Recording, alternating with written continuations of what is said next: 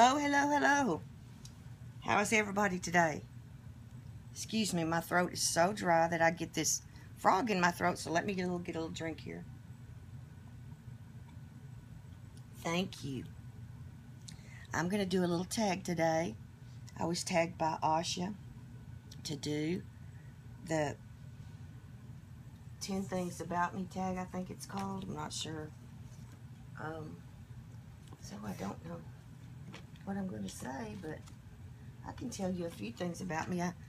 I'm kind of an open book, but I enjoy hearing your answers, so I thought I better participate as well. 10 fun facts, that's what it's called. And here to listen to me is my little sleeping sweetheart, Madison, and Hannah. And they're sleeping away. And they're going to lay here and sleep so you have something pretty to look at while I do my answers. Okay. 10 fun facts. I love documentaries. I love to watch documentaries about things that have happened in history. I love to watch documentaries about things, medical things. I love to watch documentaries about people. I love to watch documentaries just about anything. I love to learn, and so if it's something that I haven't ever heard of, I really love that. I love learning, and I love exploring, and I love documentaries. I also had an imaginary friend growing up. I was an only child for 8 years, and then I had 3 brothers and sisters. Mama tried to have more babies but didn't think she could, and then bam, bam, bam, she had 3 18 months apart.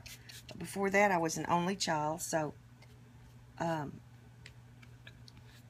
we lived way out in the country in a cotton field and in this old farmhouse when I was growing up till age 7, and then they built this house and we moved on this road that I'm on now, and I've lived here ever since. But anyway, it was way out in the middle of nowhere, and it was in the country, and I had a make-believe friend named Barbie.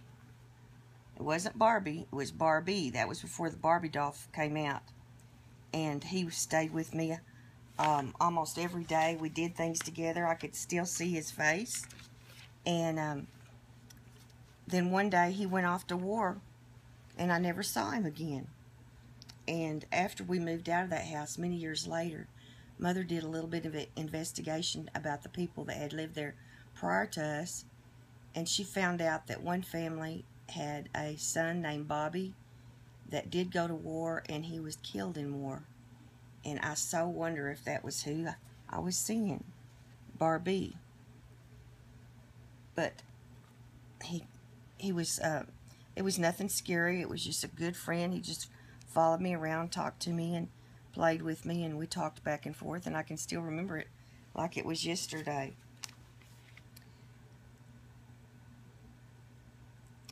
I have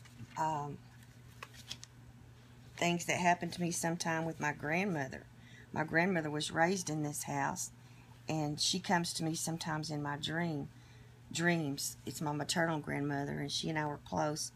The first time she came to me was right after she passed away, and she was, in my dream I could see her face, and she was so happy, and she was laughing, and she was a little bit distracted talking to me because she had so much going on over there that she kept laughing. And then she said she wanted to see her obituary. My grandmother wrote her own obituary, and she was always very interested in how nice people's obituaries were. So she said, I want to see my obituary again. And I told her I would lay it on the kitchen table, and so I did. I got it and laid it there for her. And we had several occurrences with my grandmother. Like one time a friend of mine was cleaning my house, and my grandmother didn't know this person when she was alive, so my friend went outside, and my grandmother, I guess, locked the door on her and wouldn't let her in, and she kept telling her, I am Charlotte's friend, I'm just here to clean, because she knew about Granny. And after she went on and described who she was and everything, my grandmother let her in. Oh, my grandmother's a toot. But sometimes late at night, and when it's quiet, I can hear a radio, in this room, and it's always a news broadcaster, and it's always like a ball game's going on, like a baseball game, and the broadcaster is giving the play-by-play, and it's just as clear as a bell, and it just lasts for a few minutes, and sometimes it lasts for a long time. But I asked my mother, told my mother about it, and she said when she was a small child that they would come in this room, and they didn't have TV, and they would turn the radio on, and they'd all crowd around the radio and listen, and my great-grandparents did listen to ball games a lot. So I don't know. I'm not saying here nor there. I'm just saying that this happens to me. Strange things have always happened to me like that. But nothing scary. All right. I am the daughter of a world tumbling champion. My daughter tumbled, well, she did all-around gymnastics as a child, and we went to Houston, and she trained with Bella Caroli every summer. But it got to a point that we were going to have to move there. And we had decided to move because they'd asked her to be on his team. And we stayed the whole summer, and my daughter said, Mom, I want to go home and see Daddy. And so we talked it over, and she decided she didn't want to stay. We came home, and she started just doing power tumbling, which was, it wasn't an Olympic event at that time, but they did have the World Games, and it was like the Olympics, but it was just for, I guess it would be for sports that are trying to get into the Olympics. Like at that time, trampoline was, and now I think trampoline is an Olympic event. Anyway, I took her all over the United States, and she won everywhere she went. She won state, and then she won junior elite, and then she was asked to be on the world tumbling champion team, and she was young, so she was asked to be an elite an alternate on the elite, which is the older girls, and then in her age group, she won. It was, let me think how that was. The girl that she beat, I think, was from there were a bunch of girls, but the main one that we were worried about was from Greece, somewhere, Romania, that's where she was from, Romania, and she and Shanna both had high difficulty, probably about the same as far as scoring, so we did not know how it was going to come out. They both had great technique, and they both tumbled great, made no errors, but my daughter won, and she stood on the podium, and of course they had lowered the American flag, and had people from Germany that, I don't know who it was really, but came out and brought the medal and all on a silver tray, and it was so touching. It was just like the ceremony in the Olympics. It was just like that. Oh, we were so relieved after that because we could just kick back and do what we wanted to. So we did have a lot of fun, and she won, and for that we were thankful. She was picked Texas Girl of the Year. She took me on quite a few trips. We went on cruises, and she did scholarship pageants, just the Cinderella pageant.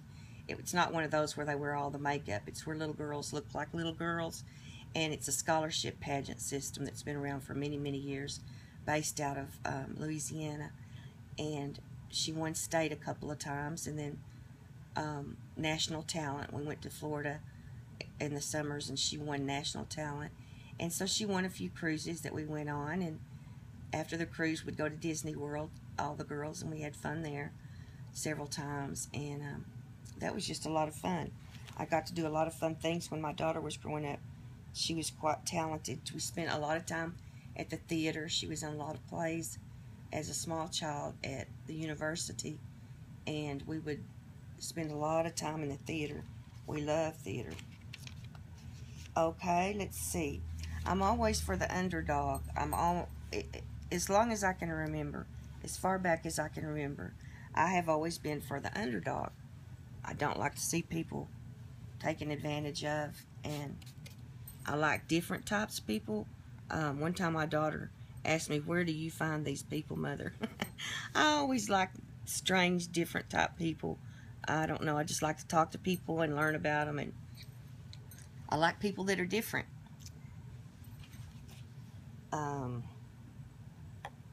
Let's see, what else can I tell you? I used to breed Pomeranians, and I I bred show Pomeranians. My specialty was white, and at one time I had quite a few dogs. These that are here now, my Poms, they're just living out their life. I can no longer do that. But I guess the most interesting person I sold a dog to was Winona Judd. I sold her 2 white ones, and her handler flew in and met me at the airport and said that she was telling me about Nashville, and I told her I'd never been there, and she said, "Come on, you're getting on the plane and going back with me." And I was single at the time, and I just hopped on the plane with her, called my parents, and asked them to take care of the doggies. Winona paid for my trip there and back, and I just hopped on the plane, didn't have any clothes, makeup, or anything. I'm adventurous like that, though. And, of course, I wore her clothes and used her makeup and stuff, and she took me all over Nashville. It was a wonderful... I didn't get to meet Winona. I met her bodyguard, which turned into her husband at the time. Winona had the flu.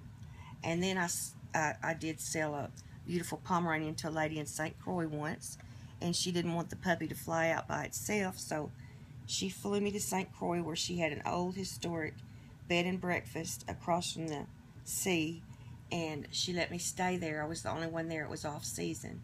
I had this humongous bed and breakfast, beautiful, beautiful, that was right across from the sea, and I stayed about 10 days, and it was absolutely wonderful.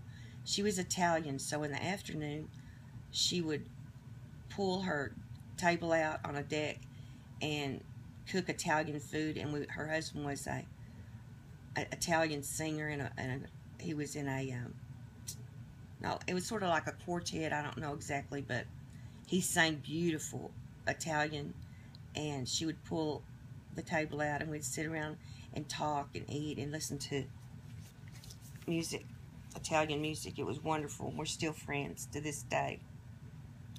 Those were the 2 most adventurous things. I've sold them to people all over the world. I love dogs. I love animals in general, and I love, love, love Pomeranians.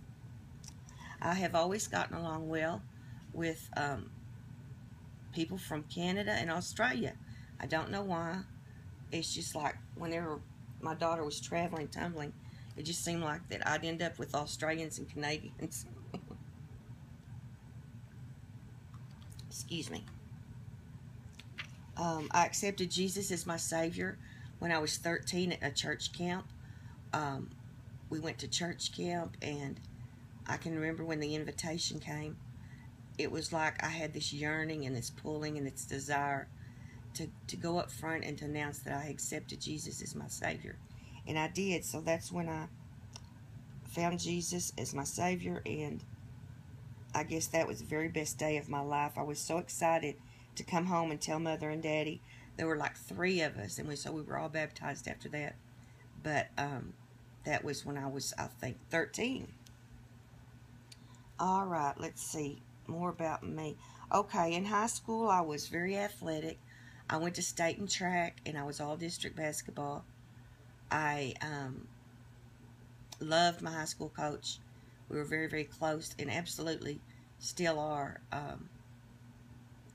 She was wonderful. She was a good friend to me, and she happened to be my coach from 7th grade through all the way through high school, so we were fortunate about that. She was a great coach and a great person, and still is. But I loved sports, and I loved twirling. I wouldn't say I was a real good twirler, because believe it or not, I had never taken a twirling lesson, but I never wanted to be a cheerleader. But for some reason, I thought that twirling would be fun. I played the French horn in the band. So when it came time for twirling, I said, I'm going to try out for twirler. And heard people say, how can you do that? You can't even twirl. So what did I do but get one of the other twirlers to help me, teach me? I practiced. She taught me a routine, and I won. Ended up being pretty good about it. We went to Denver, Colorado to twirling school that year on a bus. It was great fun, and something that I'll always remember. I love, love, love bling. I love anything sparkly. I would love to have more bling on my glasses, and next time I get some new frames, I'm going to look for something like that. I love pretty, pretty, pretty jewelry. I love to wear rhinestones and real jewelry and fake jewelry and glitter.